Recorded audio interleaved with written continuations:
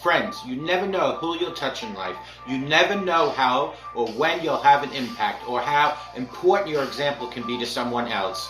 My faith helps me understand that circumstances don't dictate my happiness or my inner peace. The chances you take, the people you meet, the people you love, the faith that you have, that's what's going to define you. You have to be who you are in this world, no matter what. At the end of the day, my friends, it's not about what you have or even what you've accomplished. It's about what you've done with those accomplishments. It's about who have you lifted up, who have you made better. It's about what you've given back to those people.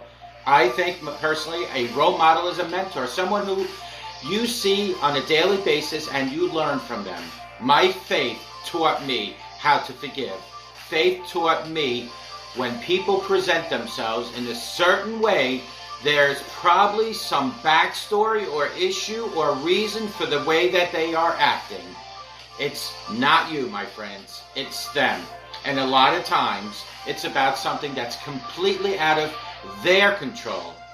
Put God first. I've been protected. I've been directed. I've been corrected. I've kept God in my life, and it's kept me humble. I didn't always stick with him, but he always stuck with me. Don't be afraid to think outside the box.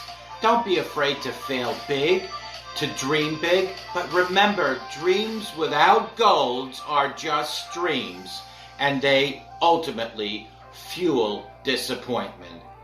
And understand, to achieve these goals, you must apply discipline and consistency. You'll never see a U-Haul behind a hearse. It's not how much you have in life. It's about what you do with what you have. That's where the success is in helping others. Say thank you in advance for what's already yours. That's how I live my life. True desire in the heart for anything good is God's proof to you, sent beforehand to indicate that it's yours already. My advice is this, and it's simple. Don't just aspire to make a living. Friends, aspire to make a difference. And may God bless each and every one of you, and take good care. Bye-bye now. Good morning. My name is Ralf Friedrichs. I am an author, an addiction recovery coach, and life coach, and the host of this show, the Take Your Life Back Today radio show. You can see a video version of this if you go to YouTube on their channel, Take Your Life Back Today show. Folks, happy morning to everyone watching. Let's talk about in his own words. From time to time, we all struggle with situations around us. After a long week, or maybe after a bad day, or after an illness, through financial turmoil, after loss of a loved one, the circumstances are entirely different, but words of encouragement help us through each and every hardship to see and feel the love of Christ in our lives. Do you have Christ in your life this morning? I want to give you a couple quotes that I hope they will lift you up this morning, and that you can share them with others who will find encouragement through the quotes as a message. Let's start with: humanity wants comfort in its sorrow, light in its darkness, and peace in its turmoil, rest in its weariness, and healing in its sickness and diseases.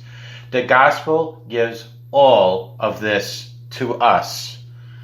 So don't be bound by the past and its failures, but don't forget its lessons either. Move forward. Many of the mysteries of God, the heartaches, the trials, the disappointment, tragedies, and silence of God in the midst of suffering will be revealed up in heaven. So disappointment and failure are not signs that God has forsaken you or stopped loving you. The devil wants you to believe God no longer loves you, but that isn't true. God's love for us never ever dies, nor does it fail. Happy is the person who has learned the secret of being content with whatever life brings him or her, and has learned to rejoice in the simple and beautiful things around each other. Because without dark clouds in our lives, we would never know the joy of sunshine. We can become callous and unteachable if we do not learn from pain. So friends, firmly believe God continues to answer the prayers of his people even after he has taken them to heaven. Never forget that God isn't bound by time the way we are. We see only the present moment. God sees everything. We see only part of what he is doing. He sees it all. This should be the motto of every follower of Jesus Christ. Never stop praying, no matter how dark and helpless it may seem in your life and in this world. Because the Bible teaches that we are to be patient in suffering. Tears become telescopes to heaven, bringing eternity a little closer for us to reach.